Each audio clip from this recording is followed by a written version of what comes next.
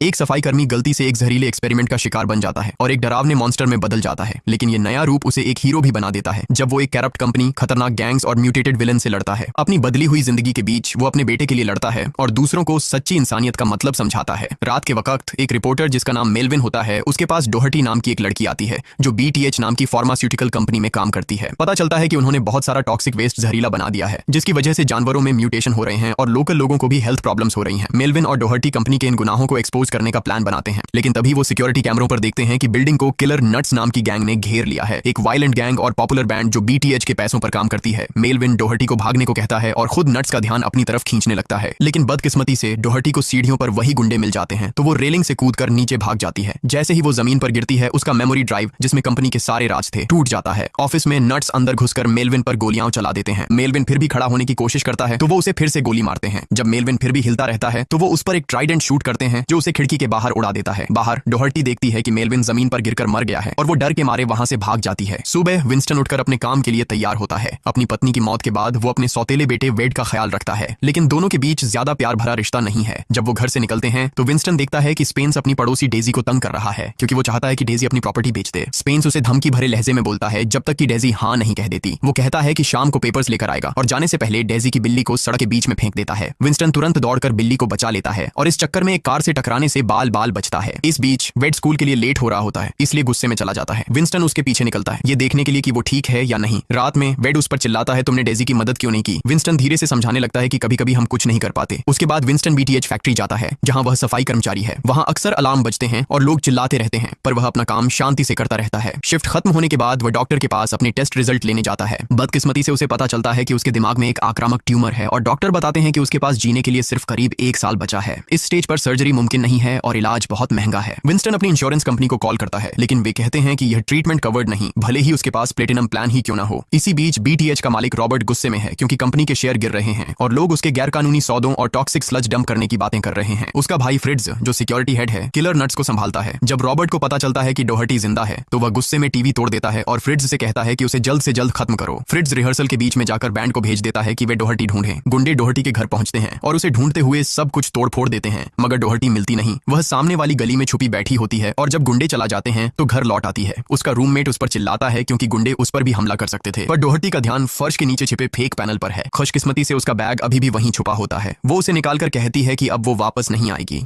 School में वेड आने वाले टैलेंट शो के ऑडिशन के लिए जाता है, पर स्टेज पर पहुंचते ही इतना घबरा जाता है कि बिना कुछ किए ही लौट आता है। उसका वो वीडियो ऑनलाइन फैल जाता है और सब उसका मजाक उड़ाते हैं। घर पर विंस्टन उसे खुश करने के लिए उसके साथ डांस करने की कोशिश करता है, पर वेड खुश नहीं होता। फिर वेड मेज पर एक मेडिकल फाइल देखता है, लेकिन विंस्टन उसे जल्दी से हटा देता है। बाद में वह फाइल कचरे में फेंक देता है और पीने चला जाता है। एक स्पेशल इवेंट में रॉबर्ट को कई बिजनेस पार्टनर्स, जिनमें मेयर भी शामिल होता है, डांटते हैं। तभी स्पेंस रॉबर्ट को खींचकर एक प्राइवेट टेबल पर ले जाता है जहां उसका बाप थैड बैठा होता है जो एक पावरफुल गैंगस्टर है। थैड गुस्से में रॉबर्ट पर चिल्लाता है क्योंकि उसने BTH को पैसे दिए थे, लेकिन अब तक उसे कोई पेमेंट नहीं मिली। थोड़ी देर बाद रॉबर्ट को एक अवार्ड दिया जाता है और वो अपनी सारी परेशानियां भूलकर स्टेज पर खुद की तारीफ करने लगता है। उसी वक्त विंस्टन चुपके से इवेंट में घुस आता है और रॉबर्ट के पास जाकर कहता है कि वो 13 साल से उसके लिए काम कर रहा है, इसलिए उसे अपने इलाज के लिए बेहतर इंश्योरेंस मिलनी चाहिए। रॉबर्ट हमदर्दी दिखाने का नाटक करता है और अपनी असिस्टेंट किसी से कहता है कि इस मामले को देख ले। किसी विंस्टन को बात करने के बहाने बाहर ले जाती है, लेकिन बाहर निकालते ही दरवाजा बंद कर देती है और चली जाती है। विंस्टन अंदर से रॉबर्ट और किसी की हंसी सुनता है जो उसका मजाक उड़ा रहे होते हैं। गुस्से में वो सीधे BTH फैक्ट्री चला जाता है जहां डोहर्टी पहले से छुपकर सब देख रही होती है। जैसे ही विंस्टन के लिए दरवाजा खुलता है, डोहर्टी मौका देखकर अंदर घुस जाती है। इसी बीच सिक्योरिटी अलार्म बज उठता है और फ्रिट्ज तुरंत किलर नट्स को बुला लेता है। अंदर डोहर्टी टॉक्सिक वेस्ट का सैंपल लेने की कोशिश कर रही होती है। वहीं विंस्टन अपनी मॉप को रेडियो एक्टिव मटेरियल में डुबोकर नाइट गार्ड को धमकाता है और उसे मजबूर करता है कि कंपनी का सारा कैश बैग में डाल दे। वहां से निकलते हुए विंस्टन गलती से डोहर्टी से टकरा जाता है और उसका सैंपल मनी बैग पर गिर जाता है जो तुरंत आग पकड़ लेता है। उसी वक्त किलर नट्स वहां पहुंच जाते हैं तो डोहर्टी विंस्टन का ID कार्ड उठाती है और दोनों भागने लगते हैं। रास्ते में उन्हें एक फेंस मिलती है। डोहर्टी आसानी से उसे कूद जाती है और विंस्टन की मदद करने की कोशिश करती है, लेकिन उसकी हाइट कम होने की वजह से वो चढ़ नहीं पाता। इस बीच नट्स बहुत पास आ जाते हैं। डोहर्टी के पास अब कोई और रास्ता नहीं होता, इसलिए वो भाग जाती है। थग्स विंस्टन को घेर लेते हैं और उसके चेहरे पर गोली मार देते हैं। ये गलती देखकर फ्रिट्ज गुस्से में चिल्लाता है और उन्हें आदेश देता है, सबूत मिटा दो अभी के अभी। सबूत छुपाने के लिए विंस्टन की बॉडी और उसकी मॉप को रेडियो एक्टिव वेस्ट के पूल में डाल दिया जाता है। डोहर्टी छिपकर ये सब देख रही होती है। वो वेस्ट विंस्टन के शरीर में घुस जाता है और उसे फिर से जिंदा कर देता है, लेकिन उसका पूरा शरीर बदल जाता है। जब वो पूल से बाहर निकलता है तो वो एक डरावना हरा सा जीव बन चुका होता है और जोर जोर से चिल्लाने लगता है। फिर वो घर जाने की कोशिश करता है और देखता है कि डेजी अपनी प्रॉपर्टी के पेपर्स पर स्पेंस के लिए साइन कर रही है। वो किसी को अपना चेहरा नहीं दिखाना चाहता, इसलिए विंस्टन पीछे से चढ़कर अपने अपार्टमेंट की खिड़की तक पहुंचता है। वेड 911 पर कॉल कर रहा होता है क्योंकि उसका सौतेला सौतेला बाप अचानक गायब हो गया है। तभी वो खिड़की पर एक मॉन्स्टर देखता है और डर के मारे घबरा जाता है। डर में वो एक चीज उठाकर उसके चेहरे पर फेंक देता है, जिससे विंस्टन नीचे स्पेंस की कार पर गिरता है। कार का अलार्म बजने लगता है तो स्पेंस बाहर आता है और विंस्टन को देखकर हैरान रह जाता है। वो तुरंत उस पर गोली चला देता है, लेकिन विंस्टन का नया शरीर गोली को बाहर निकाल देता है और उसका जख्म तुरंत भर जाता है। गुस्से में विंस्टन स्पेंस का हाथ पकड़कर झटके से तोड़ देता है। सड़क पर खड़े लोग ये सब देखकर मोबाइल से रिकॉर्डिंग करने लगते हैं। विंस्टन वहां से भाग जाता है और डेजी मौका देखकर स्पेंस से अपने पेपर्स वापस ले लेती है। जब पुलिस आती है तो भीड़ विंस्टन को हर तरह के अजीब नामों से बुलाने लगती है। एक पुलिस वाला हवा में गोली चलाकर कहता है कि वो उस मॉन्स्टर को बहुत जल्दी ढूंढ निकालेगा। पागल भीड़ टॉर्च लेकर विंस्टन के पीछे भागती है और वो जंगल में जाकर छिप जाता है और बेहोश हो जाता है। अगली सुबह विंस्टन एक कैंप में जागता है, जो एक बूढ़े आदमी गठरी का होता है। गठरी उसे देखकर डरता नहीं है। उसके पास विंस्टन की मॉप होती है, जो वो उसे वापस देता है और कहता है इसका इस्तेमाल जिम्मेदारी से करना। उधर वेड टीवी देख रहा होता है और समझ जाता है कि पुलिस उसी मॉन्स्टर को ढूंढ रही है जिसे उसने देखा था। वो पुलिस स्टेशन कॉल करके उन्हें सारी जानकारी देने लगता है। इसी बीच एक फास्ट फूड रेस्टोरेंट में नेस्टी लैड्स नाम का एक राइट विंग ग्रुप रेस्टोरेंट पर कब्जा कर लेता है और सभी कस्टमर्स को बंधक बना लेता है। वो लोग इसलिए गुस्से में होते हैं क्योंकि रेस्टोरेंट का नाम मिस्टर मीट से बदलकर मिस मीट कर दिया गया था। जब एक डिटेक्टिव उनसे बात करने की कोशिश करता है तो उनका लीडर सीधे गोली चला देता है। इसी दौरान विंस्टन चुपके से वापस टाउन में घुसता है और पूरा हंगामा देखता है। एक अंधी औरत उन गुंडों पर चिल्लाती है और अपना ड्रिंक उनके लीडर पर फेंक देती है। जब वो लीडर उस पर गोली चलाने वाला होता है तब विंस्टन बैकडोर से अंदर घुसकर मॉब से उसके चेहरे पर वार करता है, जिससे उसका आधा चेहरा उड़ जाता है। फिर विंस्टन बाकी गुंडों पर टूट पड़ता है और उन्हें एक एक करके मार डालता है। बहुत खौफनाक लड़ाई के बाद सारे बंधक आजाद हो जाते हैं। जब पुलिस विंस्टन को देखती है तो वो उस पर गोली चलाने की तैयारी करती है, लेकिन बंधक बने लोग चिल्लाने लगते हैं कि विंस्टन उनका हीरो है। एक रिपोर्टर तुरंत कैमरे के सामने आकर विंस्टन से सवाल पूछती है और टीवी पर उसकी आवाज सुनकर वेड उसे पहचान जाता है। स्पेंस भी टीवी पर देखता है और समझ जाता है कि यही वही आदमी है जिसने उसका हाथ तोड़ा था, इसलिए थैड अपने आदमियों को उसे ढूंढने का आदेश दे देता है। अब विंस्टन लोगों के बीच मशहूर हो जाता है। लोग उसके साथ सेल्फी लेने लगे हैं। बाद में जब वो थोड़ी देर आराम करने के लिए रुकता है तो उसे पता चलता है कि उसका पेशाब अब एसिडिक हो गया है। मीडिया में चर्चाएं होने लगी हैं कि क्या BTH ने ही इस आदमी को मॉन्स्टर बनाया है। लोग उसे टॉक्सिक एवेंजर या टॉक्सी कहने लगते हैं। उधर रॉबर्ट गुस्से में होता है क्योंकि किसी और फ्रिट्ज ने डोहर्टी को भाग जाने दिया और उसे लगता है कि विंस्टन भी उसी के साथ मिला हुआ था। मीडिया में नए हीरो की बढ़ती पॉपुलैरिटी देखकर वो और भड़क जाता है। जब वो ध्यान से देखता है तो उसे एहसास होता है कि ये म्यूटेटेड क्रीचर और उनका सफाई कर्मचारी एक ही आदमी है। दोनों ने वही यूनिफॉर्म पहनी है। ये देखकर उसे समझ आ जाता है कि उसके खुद के केमिकल पूल ने ये म्यूटेशन बनाया है। रॉबर्ट अपने साइंटिस्ट से जवाब मांगता है और वो बताते हैं कि ये म्यूटेशन तब हुआ जब उनके टॉक्सिक वेस्ट का मिक्स एक रेयर जेनेटिक मार्कर के साथ हुआ। रॉबर्ट चाहता है कि वो इस म्यूटेशन को फिर से क्रिएट करें, लेकिन इसके लिए पहले विंस्टन को पकड़ना जरूरी है। इसी बीच डोहर्टी विंस्टन के अपार्टमेंट पहुंचती है और वेड अपने सौतेले बाप का ID देकर उसे अंदर आने देता है। डोहर्टी वेड को बताती है कि उस रात फैक्ट्री में क्या हुआ था और ये भी कहती है कि उसकी मां की मौत टॉक्सिक वेस्ट के एक्सपोजर की वजह से हुई थी। तभी किलर नट्स अचानक अपार्टमेंट में घुस आते हैं। डोहर्टी तुरंत वेड को बचाने के लिए उसे खिड़की से बाहर निकलने में मदद करती है। एक गुंडा वेड पर गोली चलाते हुए उसकी जैकेट में ट्रैकर लगा देता है। सड़क पर भागते हुए दोनों विंस्टन से टकरा जाते हैं। यहाँ विंस्टन पहली बार वेड को बताता है कि उसे कैंसर है, लेकिन बात पूरी होने से पहले ही थैड के आदमी उसे गोली मार देते हैं। डोहर्टी वेड को खींचकर वहां से भागती है, जबकि विंस्टन खुद को संभालकर अपने हमलावर को मॉब से मार गिराता है और फिर जंगल की तरफ भाग जाता है। जंगल में वेड को एक बीपिंग आवाज सुनाई देती है और उसे ट्रैकर दिख जाता है। तभी किलर नट्स वहां पहुंच जाते हैं। वो डोहर्टी को गोली मार देते हैं और वेड को पकड़ लेते हैं। उधर विंस्टन एक पुरानी छोड़ी हुई बिल्डिंग में छिप जाता है और अपने जख्मों को देखता है। गोलियां उसके शरीर से बाहर आ चुकी होती हैं, लेकिन घाव अभी भरा नहीं होता। थैड के आदमी उसकी तलाश में वहां पहुंच जाते हैं तो विंस्टन कचरे के बैगों के नीचे छिप जाता है। जैसे ही एक गुंडा पास आता है, विंस्टन अचानक उस पर हमला करता है और उसे मार देता है। फिर वो उसकी लाश को पपेट की तरह इस्तेमाल करता है ताकि दूसरा गुंडा पास आए और फिर उसे भी खत्म कर देता है। आखिर में वो एक गुंडे की कार पर कूदता है, ड्राइवर का सिर तोड़ देता है और फिर कार चलाकर उसका सिर कुचल देता है। थोड़ी देर बाद विंस्टन डोहर्टी को ढूंढ लेता है और उसे गठरी के कैंप में ले आता है।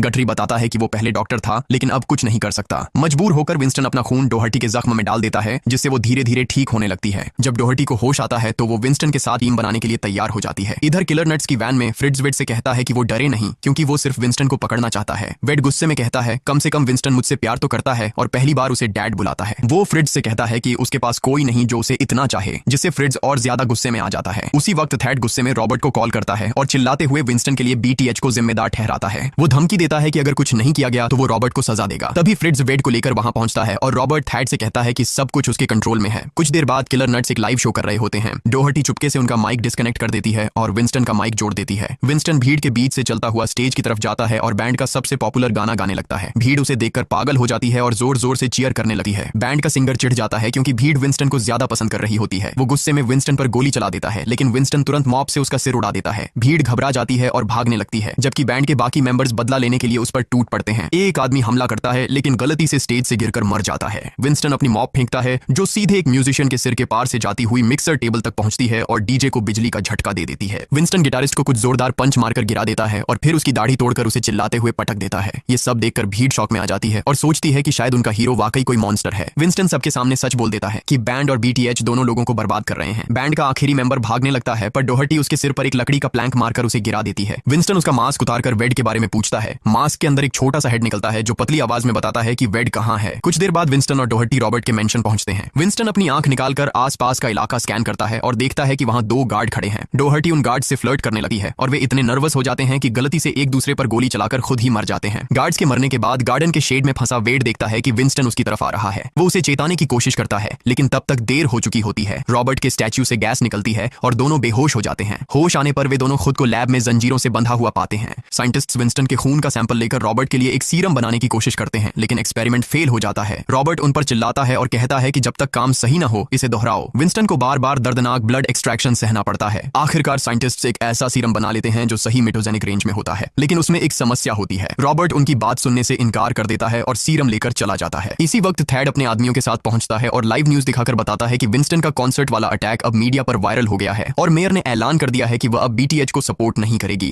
थैड रॉबर्ट से नाराज होता है और उसे सजा देने की धमकी देता है। रॉबर्ट गुस्से में आकर पूरा सीरम पी लेता है। पहले तो ट्रांसफॉर्मेशन जाहिर नहीं होता पर थोड़ी देर में वो और तेज और ज्यादा मजबूत हो जाता है। सिर्फ कुछ सेकंड में वो थैड और उसके आदमियों को बहुत ही खौफनाक तरीके से मार देता है। जब किसी रॉबर्ट को देखने आती है तब तक उसका ट्रांसफॉर्मेशन पूरा हो चुका होता है। अब वो पूरी तरह से एक मॉन्स्टर बन चुका होता है। किसी भी जिद करती है कि वो भी सीरम पीना चाहती है लेकिन बोतल में बस कुछ ही बूंदें बची होती हैं। थोड़ी देर बाद रॉबर्ट को चक्कर आने लगते हैं। साइंटिस्ट्स बताते हैं कि सीरम अभी पूरी तरह तैयार नहीं था। किसी गुस्से में उन पर चिल्लाती है और गार्ड्स को ऑर्डर देती है कि सभी होस्टेजेस को मार दो, वेड को भी। ये सुनकर फ्रिट्ज हक्का बक्का रह जाता है। जब किसी पीछे मुड़ती है तो फ्रिट्ज नोटिस करता है कि वो खुद भी सीरम से थोड़ा म्यूटेट हो चुकी है। फ्रिट्ज एक मासूम बच्चे को मारने से इनकार कर देता है और गार्ड्स के सामने खड़ा हो जाता है। वो कहता है अब ये मॉन्स्टर रॉबर्ट नहीं रहा। किसी गुस्से में उसे लात मारती है और फिर मेटल रॉड से बेरहमी से पीटना शुरू कर देती है। सेल के अंदर डोहर्टी ये सब सुनती है और विंस्टन को हौसला देती है कि वो कुछ करे। विंस्टन जंजीर तोड़ने की पूरी कोशिश करता है और आखिरकार सफल हो जाता है। डोहर्टी एक कंप्यूटर चुराकर सबूत इकट्ठे करने लगती है जबकि विंस्टन दरवाजा तोड़कर अपनी मॉप वापस ले लेता है। बाहर 2 गार्ड्स शेड की तरफ बढ़ रहे होते हैं। विंस्टन उनका ध्यान खींचने के लिए चिल्लाता है और एक पत्थर फेंकता है जो सीधे एक आदमी के चेहरे पर लगकर उसे मार देता है। दूसरा गार्ड गोली चलाता है लेकिन गलती से गैस टैंक पर लगती है और एक जबरदस्त धमाका शेड को उड़ा देता है। धमाके की शॉक वेव से विंस्टन पीछे गिर जाता है और दर्द भरी चीख निकालता है। उसे लगता है कि वेड मर गया है। तभी रॉबर्ट एक कुल्हाड़ी लेकर सामने आता है और दोनों के बीच एक जबरदस्त लड़ाई शुरू हो जाती है। उनके हथियार आपस में अटक जाते हैं और विंस्टन की रेडियो एक्टिव मॉप रॉबर्ट की कुल्हाड़ी को काटने लगती है। रॉबर्ट उसका हथियार छीन लेता है और उसे काटने की कोशिश करता है लेकिन कुल्हाड़ी पहले से ही डैमेज हो चुकी होती है। विंस्टन मॉप वापस लेकर रॉबर्ट के चेहरे को जला देता है। रॉबर्ट उसका पीछा करता है और दोनों पहाड़ी से नीचे गिर जाते हैं। इसी दौरान डोहर्टी कार के पास लौट आती है लेकिन किसी उसे चेन से मारने की कोशिश करती है।